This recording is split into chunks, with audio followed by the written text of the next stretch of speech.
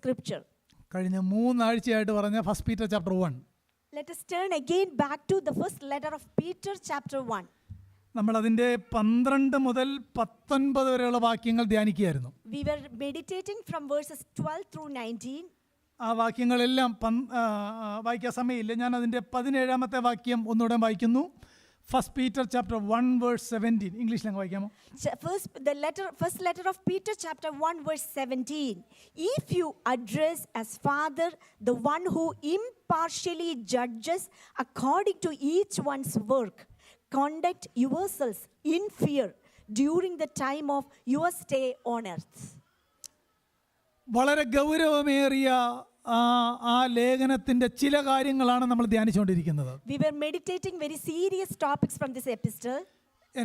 എനിക്ക് നിങ്ങളുടെ ശ്രദ്ധ വേണം. ഞാൻ വളരെ ഗൗരവമായ ചില കാര്യങ്ങൾ പറയാനായിട്ട് പോവാണ്. I need your undivided attention because I am going to share very serious ഓരോ വചന ശുശ്രൂഷ കഴിയുമ്പോഴും പ്രസംഗിക്കുന്നയാൾക്കും കേൾക്കുന്നയാൾക്കും ആത്മീയ വളർച്ച ഉണ്ടാകണം.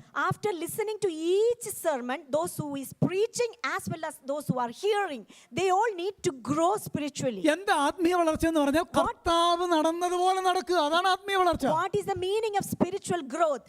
Like Jesus walked on this earth, we also need to walk same like കർത്താവ് സംസാരിച്ച പോലെ സംസാരിക്കുക. the way he speak, the Lord Jesus spoke. ഓരോ ദിവസവും ആത്മീയ കാര്യത്തിൽ പ്രോഗ്രസ് ഉണ്ടാകുക. We need to have a progress in each and every day in spiritual matters. ദൈവവചന കേൾവി അതിനായിട്ട് നമ്മളെ ഒരുക്കണം. The word of God, whenever we listen to it, we need to be able to grow. ഇവിടെ ഈ സഭകൾ അഗ്നി പരിശോധനയിലൂടെ പോവുകയാണ് നമുക്കറിയാം. This church was undergoing through severe trials and persecutions. അഗ്നി പരിശോധനയിലൂടെ പോകുമ്പോഴും വേദനയിലൂടെ പോകുമ്പോഴും കഷ്ടതയിലൂടെ പോകുമ്പോഴും ദൈവത്തിൻ്റെ ആത്മാവ് ആ സഭയോട് പറയുകയാണ്, ഇതിൻ്റെ നടുവിലും നിങ്ങൾ വിശുദ്ധരായിട്ട് ജീവിക്കണം. This church was undergoing through fiery trials and persecutions. During that time also, Holy Spirit was encouraging that congregation, greatly rejoice and walk as a holy people. എന്തുകൊണ്ട് വിശുദ്ധരായിട്ട് ജീവിക്കണം എന്നതിൻ്റെ 5 കാര്യമാണ് 12 മുതൽ 19 വരെയുള്ള വാക്യത്തിനകത്തുള്ളത്. Why do they need to live a holy life? The answer was revealed through verses 13 through 19. ഇവിടെ ഇരിക്കുന്ന നമ്മോടും ദൈവത്തിന്റെ ആത്മാവ് പറയുന്നത്, ഏത് പ്രതിസന്ധിയുടെ നടുവിലാണെങ്കിലും ആത്മീയ കാര്യത്തിന് കോംപ്രമൈസ് വരാൻ പാടില്ല. The same thing God was exhorting and telling us, no matter what is the severity in your life, the persecution or the trials, do not ever compromise spiritual matters. Praise the Lord. എന്തുകൊണ്ട് നമ്മൾ ആത്മീയരായിട്ട് ജീവിക്കണം? എന്തുകൊണ്ട് നമ്മൾ വിശുദ്ധരായിട്ട് ജീവിക്കണം? Why do we need to lead a holy life? Why do we need to be holy? എന്തുകൊണ്ട്? അവിടെ ഒന്നാമത്തെ കാര്യം, നമുക്കൊരു ഫ്യൂച്ചർ ഹോപ്പ് ഉണ്ടെന്നുള്ളതാണ് തിരുവെഴുത്തിനകത്തെ ഭാഗം. The first answer is we have a strong future hope. നമ്മളൊരു പ്രസന്റ് ടെൻസിൽ ജീവിക്കുന്നവരല്ല. We are not living for this present world. നമ്മളൊരു ഫ്യൂച്ചർ ടെൻസിനെ കണ്ടുകൊണ്ട് ജീവിക്കുന്നവരാണ്. We are looking for a future thing and we are going to attain that future thing. അതുകൊണ്ടാണ് എബ്രായ ലേഖനം 11 വായിക്കുന്നത്, അവരെല്ലാം വിശ്വാസത്താൽ മരിച്ചു. That's the reason we are reading in Hebrews chapter 11, they all died in faith. അവർ കണ്ടില്ലെങ്കിലും വിശ്വസിച്ചു. They haven't seen but they believe. നമ്മൾ ഇന്ന് വരെ കണ്ടിട്ടില്ല, പക്ഷെ നമുക്കൊരു ഉറപ്പുണ്ട്. We haven't seen until this day but we have a strong assurance. ദൈവത്തിന്റെ glory കാണുന്ന ഒരു സുദിനം നമുക്കുണ്ട്. അതുകൊണ്ട് ഹോളി ആയിട്ട് ജീവിക്കണം. We are going to see a glorious day. That day we are going to see his majesty. That's the reason we need to lead a holy life. രണ്ടാമത്തെ കാര്യം, വിളി വിശുദ്ധമായതുകൊണ്ട്, നമ്മളെ വിളിച്ചവൻ വിശുദ്ധനായതുകൊണ്ട് നമ്മൾ വിശുദ്ധരായിട്ട് ജീവിക്കണം. The second reason, the calling is holy and the one who called us is holy. That's the reason we need to live a holy life. നമ്മളത് വിശദമായി ചിന്തിച്ചായിരുന്നു. We meditated very thoroughly. പ്രിയപ്പെട്ടവരെ, എന്തുകൊണ്ട് ജീവിക്കണം വിശുദ്ധരായിട്ട്?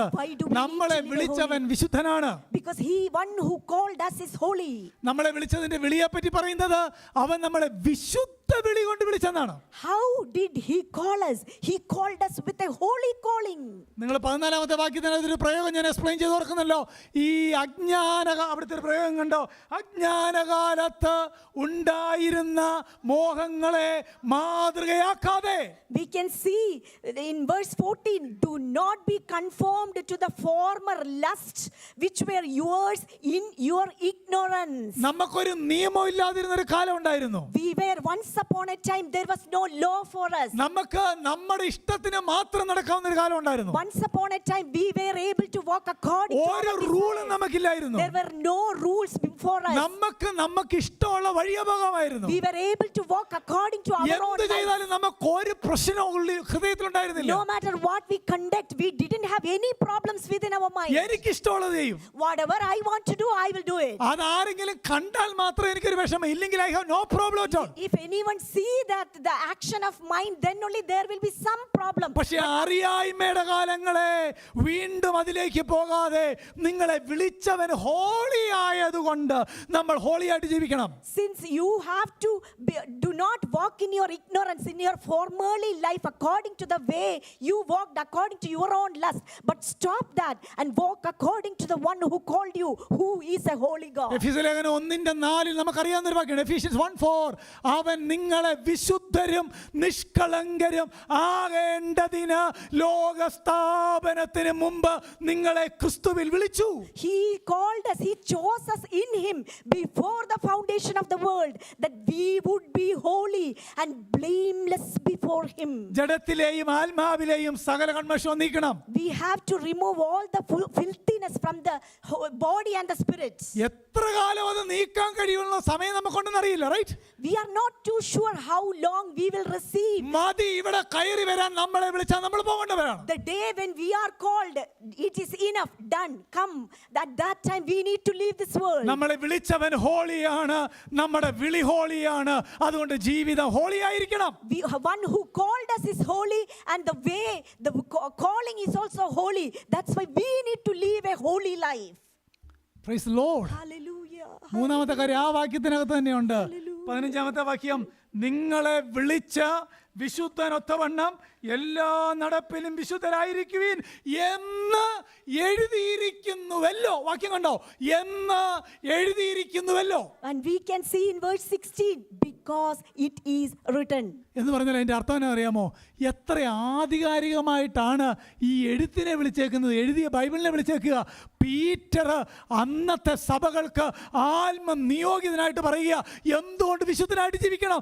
തിരുവെഴുത്തിനകത്ത് അങ്ങനെ ജീവിക്കണമെന്ന് എഴുതിയേക്കുക. And Peter was addressing the church and saying the authenticity of the writing, because it is written in the scripture, you shall be holy, for I am holy. ആരെങ്കിലും നമ്മളോട് എന്തിനാ വിശുദ്ധമായിട്ട് ജീവിക്കുന്നത്? ഞങ്ങൾക്ക് ദൈവം നൽകിയേക്കുന്ന പുസ്തകത്തിനകത്ത് എഴുതിയേക്കുകയാണ് ഹോളി ആയിട്ട് ജീവിക്കണം. If anyone asks you this question, why do you need to lead a holy life, then you can have an assurance and an answer, because the scripture which is given to us is written like this: be holy because he is holy. The sanctifying ministry of the word.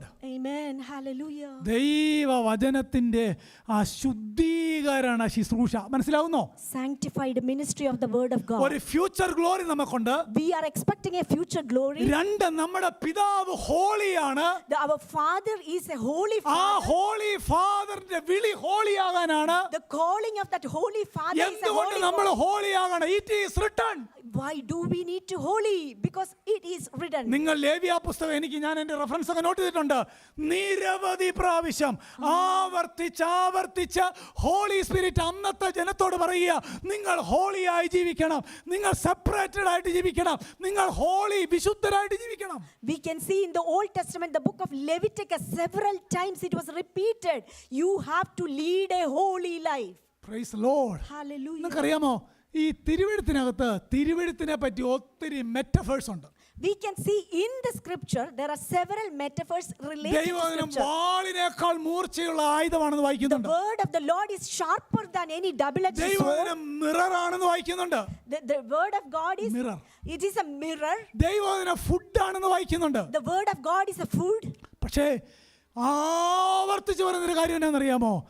ദൈവവചനം നമ്മുടെ ശുദ്ധീകരണത്തിനുള്ളതാണെന്നാണ് ആവർത്തിച്ച് പറയുന്നത്. But several times it repeated that the word of God is for our purification. Ephesians 5 വന്നേ, നമുക്കറിയാവുന്ന വാക്യം. Let us turn our attention to the book of Ephesians chapter 5. അത് ഈ കല്യാണത്തിന് മാത്രമേ നമ്മൾ പൊതുവെ വായിക്കാറുള്ളൂ എന്നൊരു കുഴപ്പമേ ഉള്ളൂ.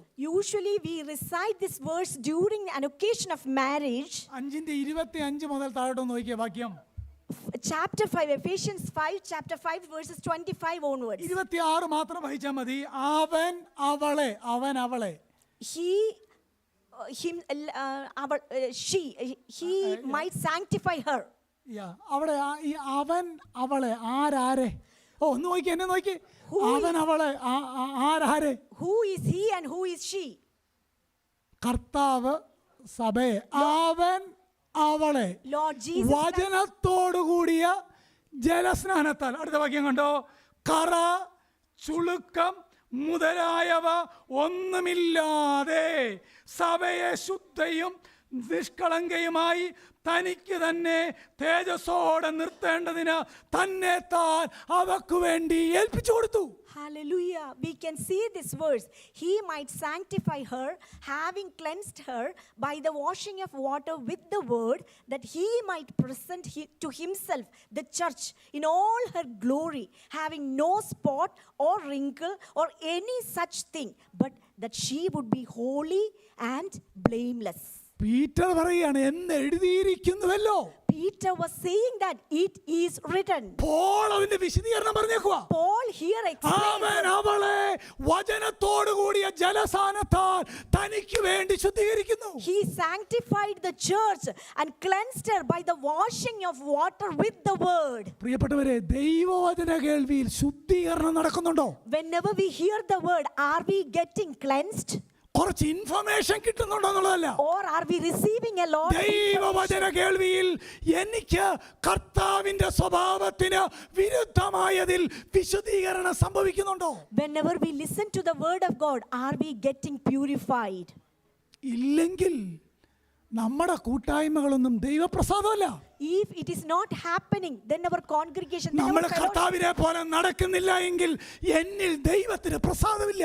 God will not be pleased with myself if I do not walk according to the way he walked. ശിഷ്യന്മാരോട് കർത്താവ് പറഞ്ഞ വളരെ മനോഹരമായൊരു വാക്യമുണ്ട്. John 15:3. John 15:3, Lord Jesus mentioned to his disciples, ഞാൻ നിങ്ങളോട് സംസാരിച്ച വചനം നിമിത്തം നിങ്ങൾ ശുദ്ധിയുള്ളവരാകുന്നു. വായിക്കുന്നില്ലേ? and he is saying that you are cleansed because the word I spoken to you. കണ്ടോ, യൂദ കർത്താവിനെ ഒറ്റിക്കൊടുത്തു പോകുന്ന കോണ്ടസ്റ്റിലാണ് വാക്യം. എനിക്കത് വിവരിക്കാൻ സമയമില്ല.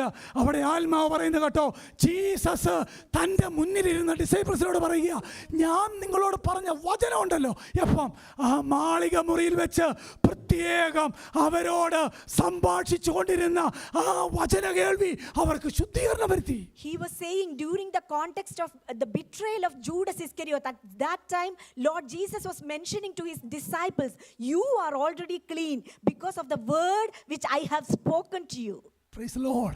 Hallelujah. അങ്ങനെ ശുദ്ധീകരണം സംഭവിക്കാത്തവനെ വെട്ടിക്കളയുന്നതാണ് താഴത്തെ വാക്യം. The rest of the verses in chapter 15 of John was mentioning, if anyone is not cleansing by his word or his hearing, he will be cut out. Cut ചെയ്യും അല്ലെങ്കിൽ പ്രൂൺ ചെയ്യും. ഈ രണ്ട് കാര്യമുണ്ട്. കട്ട് ചെയ്യുക എന്ന് പറഞ്ഞാൽ വേർപെടുത്തി കളയുകയാണ്. പ്രൂണിങ് എന്ന് പറഞ്ഞാൽ തന്റെ യജമാനന് യോഗ്യമാകും വണ്ണം എന്നെ ആക്കാൻ പ്രൂൺ ചെയ്യുകയാണ്. There are two ways. Either he will cut and thrown away, or he will prune in order to make you purify and to bear much fruit. Pruning by the word. Pruning by the word. വചനം എന്ന ജലസ്നാനം എന്നെ ശുദ്ധീകരിക്കുന്നു. വചനത്തിന്റെ കേൾവി എന്നെ prune ചെയ്യുന്നു. The word of God, with that we will be baptized with the word of God so that we will be cleansed. Praise the Lord. Hallelujah. യോഹന്നാൻ 17:17 നോക്കിയേ. 17:17. John chapter 17 verse 17. സത്യത്താൽ അവരെ വിശുദ്ധീകരിക്കണമേ, നിന്റെ വചനം സത്യമല്ലോ. Sanctify them in the truth. Your word is truth. കണ്ടോ, ആവർത്തിച്ച് ദൈവവചനത്തിൽ പറയുകയാണ്, ദൈവവചനം is the metaphor for sanctifying his believers. Amen. Many times we can see word of God is the one which sanctifies. It is repeated several times. അങ്ങനെയൊക്കെ നമുക്ക് sanctification വരണമെങ്കിലുണ്ടല്ലോ, 1 സങ്കീർത്തനത്തിനകത്തെ ആ പ്രയോഗം എന്നാ, I delight in your word. Amen. If we need to be sanctified by the word of God, then we need to have a delight in the word of the Lord. ഈ വഞ്ചന കൂടാതെ ഇങ്ങനെ നെഞ്ചത്തോട് കൈവച്ചിട്ട് പറയാമോ, are you delighting in holy scripture? Do not deceive yourselves, but let you each one of us ask ourselves, are we able to be delighted while we read the word of God? വഞ്ചന കൂടാതെ എത്ര പേർക്ക് പറയാൻ പറ്റും? How can we say ourselves without ദൈവവചന കേൾവിയിൽ സന്തോഷിക്കുന്ന, ദൈവവചന വായനയിൽ രസിക്കുന്ന, ഡിലൈറ്റ് ചെയ്യുന്ന എത്ര ദൈവമക്കൾ നമ്മുടെ ഇടയിലുണ്ട്? Let us not deceive ourselves and think ourselves how many of us are delighted when we hear the word of God and delighted when we meditate the word of the Lord. ചർച്ചിലാണേലും ആളുകൾ ഏറ്റവും irritated ആകുന്ന എപ്പോഴാണെന്ന് അറിയാവോ? Even in church also, when will a congregation be irritated or looks like irritated? പാട്ട് 5 minute കൂടി പോയെന്നും പറഞ്ഞ് എവിടെയെങ്കിലും problem ഉണ്ടായിട്ട് കേട്ടിട്ടുണ്ടോ? Have you ever heard if the songs got a little bit longer, was there any problem? എന്നാൽ 10 minute പ്രസംഗം ഒന്ന് കൂടി നോക്കട്ടെ. But if we extend or elongate the sermon, let us see what the outcome. ഈ 10 minute എന്ന് പറയുന്നത് എൻ്റെ type പ്രസംഗം ഒന്ന് കേട്ടാലോ കേട്ടോ, വേറെ ഒന്നും കേട്ടാൽ കുഴപ്പമൊന്നും ഉണ്ടാവില്ല. I mean the type of messages which I am delivering. ഈ മ്യൂസിക്കും പിയാനോയും ഒക്കെ വെച്ചുള്ള പ്രസംഗം ഉണ്ടല്ലോ, അത് നമുക്ക് ടൈം പോകുന്നൊന്നും പ്രശ്നമില്ല. ഹൗ ഡു യു ഫീൽ എന്ന് ആൾക്കാർ ചോദിക്കുമ്പോൾ നമുക്ക് നല്ല ഫീൽ കിട്ടിയാൽ മാത്രം മതി. എൻ്റെ ചോദ്യം ഹൗ ഡു യു ഫീൽ എന്നല്ല, what you know. Amen. I'm not mentioning about the feeling good messages, but I am talking about how do you feel when you hear the word of God. അതുകൊണ്ട് ഫീലിംഗിന് പുറകെ പോകരുത്. Do not ever run after what the you feeling. know from the Bible. You have to concentrate what you are knowing or learning from the word of God. നിന്റെ വചനം സത്യമാകുന്നു. Your word ഈ വചനത്താൽ അവരെ ശുദ്ധീകരിക്കണമേ. Your word is truth and sanctify me with the word of truth. 3 കാര്യം എല്ലാവർക്കും കിട്ടിയോ? I believe 3 of the points are received. ഒരു holy hope ഉണ്ട്. We have a holy hope. Holy Father ഉണ്ട്. We have a holy Father. It is written in the Holy And also Scripture. it is written in the Holy Scripture. ഒരു excuse നമുക്ക് പറയാൻ പറ്റില്ല. We are unable to say any excuses. മരണം കാത്തു നിൽക്കുന്നവരോടാണ് പറയുന്നത് ഈ ലേഖനം. The group who are expecting impending death, നാളെ അവർക്ക് ജീവൻ ഉണ്ടാവുമെന്ന് അറിയില്ല. they are not too sure whether അവരുടെ ഫാമിലി കൂടെ ഇല്ല. they are all alone. They were പക്ഷേ separated. ആത്മാവ് സഭകളോട് പറയുകയാണ്, ഇന്ന കാരണം കൊണ്ട് നിങ്ങൾ വിശുദ്ധരാകണം. But the Spirit of the Lord is encouraging the group of congregation which are expecting near death. They are encouraged to live a holy life. Praise the Lord. Hallelujah. ഇനി 4-ാമത്തെ കാര്യം 17-ാം വാക്യത്തിനകത്ത് 17-ാം വാക്യം. Verse 17 says about the 4th point. ഇപ്പൊ നമ്മൾ ആ വാക്യം വായിച്ചാണ് തുടങ്ങിയത്. We just addressed those words in the beginning of the sermon. മുഖപക്ഷം കൂടാതെ ന്യായം വിധിക്കുന്നവനെ നിങ്ങൾ പിതാവെന്ന് വിളിക്കുന്നു എങ്കിൽ നിങ്ങളുടെ പ്രവാസകാലം ഭയത്തോടെ കഴിപ്പീൻ. If you address as Father the one who impartially judges according to each one's work, conduct yourselves in fear during the time of your stay on earth. പ്രിയപ്പെട്ടവരെ, എന്തുകൊണ്ട് വിശുദ്ധരായിട്ട് ജീവിക്കണമെന്നാ Peter പറയുന്നതെന്നറിയാമോ? Do you know why Peter is saying we need to live or conduct our life on this earth as a holy person? Judgment ഉണ്ട്. Because there is a judgment.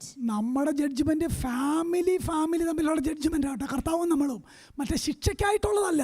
പക്ഷെ നമ്മുടെ പ്രവൃത്തി വിലയിരുത്തുന്ന ഒരു ദിവസം വരും.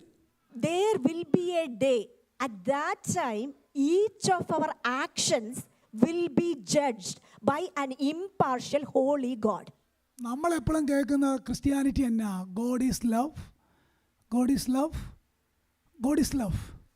We usually hear about a Christianity, God is love. പക്ഷെ അതിങ്ങനെ ആവർത്തിക്കുന്നുണ്ടോ പുസ്തകത്തിനകത്തില്ലല്ലോ? But can we see that God is love being repeated? പക്ഷെ റിപ്പീറ്റ് ചെയ്യുന്ന എന്നാന്നറിയാമോ? But holy holy holy. But one thing which is being repeated, holy, holy, holy. ആ judgement ആണ് ആവർത്തിച്ച് പറയുന്നത്. The judgment is being repeated. Praise the Lord. Hallelujah. ഇവിടെ ഇരിക്കുന്ന എല്ലാവരും നിങ്ങൾ ആ വാക്യം പോലെ തന്നെയല്ലേ? Hallelujah. മുഖപക്ഷം കൂടാതെ ഓരോരുത്തനെ ന്യായം വിധിക്കുന്നവനെ നിങ്ങൾ പിതാവെന്ന് വിളിക്കുന്നു എങ്കിൽ. If you address as Father the one who impartially judges according to each one's work. ഇവിടെ ഇരിക്കുന്ന എല്ലാവരും എങ്ങനെയാ പ്രാർത്ഥിക്കുന്നത്? How we are all praying while we pray. Heavenly father. We all addressing him as our heavenly Father. പ്രാർത്ഥിച്ചു തുടങ്ങുന്നത് father എന്ന് പറഞ്ഞല്ലേ? We always addresses and begin our prayer like this, our Father. നമ്മൾ രക്ഷിക്കപ്പെട്ടപ്പം നമ്മളെ മക്കളായി, അവൻ പിതാവായി. When we became born again, we became children and he became our Father. അന്ന് മുതൽ നമ്മൾ അവനെ വിളിക്കുന്നത് പിതാവേ എന്ന്. Since that day, we address him as Father. നിങ്ങൾ മുഖപക്ഷം കൂടാതെ ന്യായം വിധിക്കുന്നവനെ പിതാവെന്ന് വിളിക്കുന്നെങ്കിൽ നമ്മുടെ ജീവിതം ഭയത്തോടെ കഴിപ്പീൻ. If you address as Father, the one who impartially judges according to each one's work, conduct yourselves in fear during the time of your stay on earth. പ്രിയപ്പെട്ടവരെ, നമ്മൾ പ്രാർത്ഥിക്കാൻ നേരത്ത് കർത്താവ് നമ്മളോട് വിളിക്കാൻ പറഞ്ഞേക്കുന്നത് ഹെവൻലി ഫാദർ എന്നാണ്.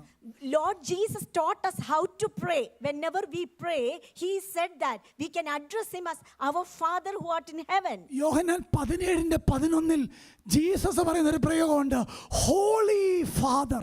And John chapter 17, പരിശുദ്ധ പിതാവേ എന്ന് യേശു വിളിക്കുന്നുണ്ട്. John chapter 17 verse 11, we can see the high priestly prayer Lord Jesus was mentioning Holy Father. 17:25 same ചാപ്റ്ററിൽ റൈച്ചസ് ഫാദർ, നീതിയുള്ള പിതാവേ എന്ന് വിളിക്കുന്നുണ്ട്. Again in the same chapter 17 verse 25, Lord Jesus mentioning and addressing righteous Father. അങ്ങനെയെങ്കിൽ ഞാൻ പറഞ്ഞ പദങ്ങൾ ചേർത്ത് നോക്കിക്കേ, holy father, riches father, heavenly father.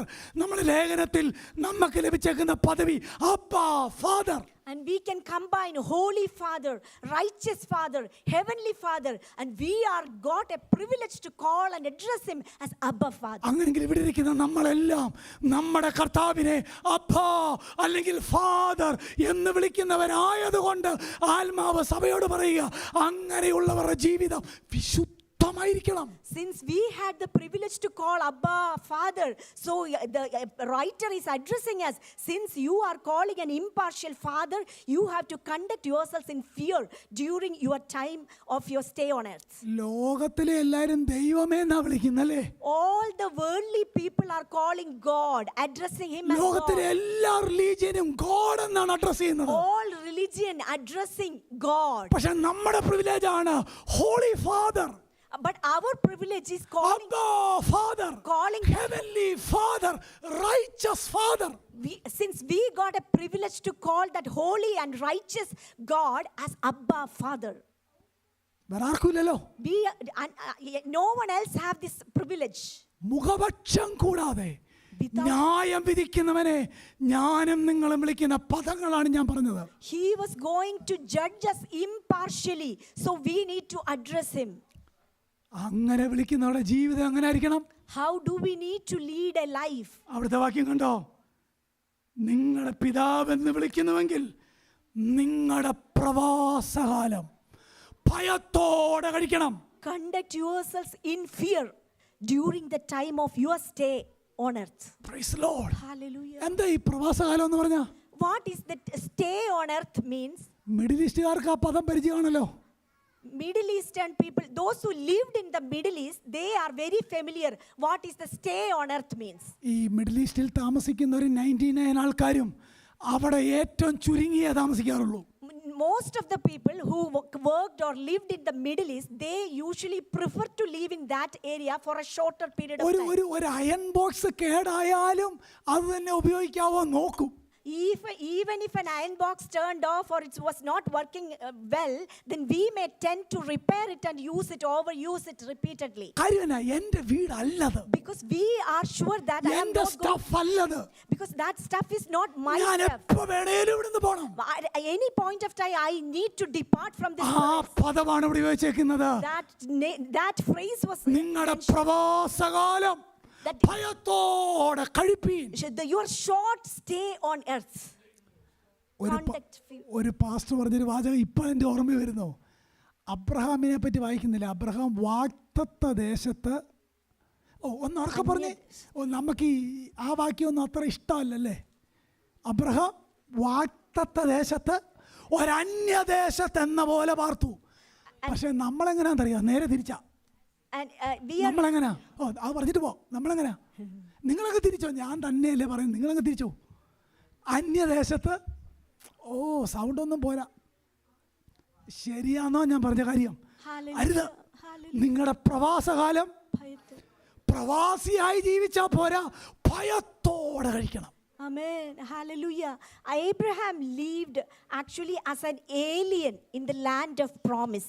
But how are we? And he lived as a foreign land. But how are we choosing this land? We are living in this land as a permanent place. Praise the Lord. Hallelujah. ഇവിടെ എനിക്കതൊക്കെ വിവരിക്കാൻ പോയി ഒത്തിരി സമയം പോകും. Hallelujah. പ്രവാസിയായിട്ട് ജീവിക്കുക എന്ന് പറഞ്ഞാൽ അങ്ങനെ ഒരു ഇംഗ്ലീഷ് ട്രാൻസ്ലേറ്റ് ചെയ്യാത്ത ഒരു ഉദാഹരണം പണ്ട് മരിച്ചുപോയൊരു പാസ്റ്റർ പറഞ്ഞ് ഓർക്കുന്നുണ്ട്. നമ്മളിങ്ങനെ അത് ട്രാൻസ്ലേറ്റ് ചെയ്യാൻ പറ്റത്തില്ല എന്ന് പറഞ്ഞാൽ ഈ മരത്തേലൊക്കെ ഇങ്ങനെ ഈ കൊടിയൊക്കെ കയറുമ്പം ഇങ്ങനെ അട്ടക്കാല് പിടിച്ച് കയറുമല്ലോ, അങ്ങനെ കയറരുത്. ഈ ഈ കാച്ചിലിൻ്റെ വള്ളി പോലെ, ഞാൻ പറയുന്നു കാച്ചിലിൻ്റെ വള്ളി പോലെയാണ് ഒരു വരിക്ക് താഴോട്ട് എന്ത് ചെയ്യും. Pastor B.A. തോമസ് പണ്ട് പറഞ്ഞൊരു എക്സാമ്പിളാണ്. എല്ലാവർക്കും B.A. തോമസിൻ്റെ പഴയ ആൾക്കാർക്ക് എല്ലാവർക്കും അറിയാമല്ലോ. ഞാൻ പറഞ്ഞതിൻ്റെ അർത്ഥം പ്രവാസകാലം കഴിച്ചാൽ പോരാ, ഭയത്തോടെ. ഫിലിപ്പീൻസിൽ വായിക്കുന്നതെന്നറിയാമോ? ഭയത്തോടും വിറയലോടും കൂടെ നിങ്ങളുടെ രക്ഷയ്ക്കായി പ്രവർത്തിപ്പീൻ. And we are called to work out our salvation with fear and trembling during our short stay on this earth. Praise the Lord. Hallelujah. First Peter 1:1 നോക്കി, അവിടെയും നമ്മളെ വിളിച്ചേക്കുന്നത് പരദേശികൾ എന്നാണ്. And First Peter chapter 1 verse 1 also, we are addressed as aliens. 2:11 നമ്മളെ വിളിച്ചേക്കുന്നത് പ്രിയമുള്ളവരും പ്രവാസികളും എന്നാണ് വിളിച്ചിരിക്കുന്നത്. Again chapter 2 verse 11, we are called as aliens and strangers. Praise the Lord. Hallelujah. എത്ര കൃത്യമായിട്ടാണ് പറഞ്ഞേക്കുന്നേ. നമുക്കൊരു ഹോപ്പുണ്ട്. നമ്മുടെ കർത്താവ് ഹോളിയാണ്. അങ്ങനെ ജീവിക്കണമെന്നാണ് എഴുതിയേക്കുന്നത്. നമുക്കൊരു ന്യായവിധിയുണ്ട്. ആ ന്യായം വിധിക്കുന്നവനെ നമ്മൾ പിതാവെന്നാണ് വിളിക്കുന്നത്. We have a hope and we have a judge who is going to judge us impartially, and the one who judges us, we are addressing him as Abba Father. And since he is a holy God, we need to live a holy life. Amen. Hallelujah. ഒരു കാര്യം പറഞ്ഞ് ഇന്നത് നിർത്തണം. എനിക്ക് 2 minute മുമ്പ് നിർത്തിയാൽ ഇന്നത്തെ കാര്യങ്ങളൊക്കെ നടക്കുള്ളൂ. ഒന്ന് നോക്കിയേ. എന്നിട്ട് ആ കാര്യം അങ്ങോട്ട് പറഞ്ഞിട്ട് 18-ാം വാക്യത്തിനകത്തെ വിഷയം മാറുന്നുണ്ടാവും.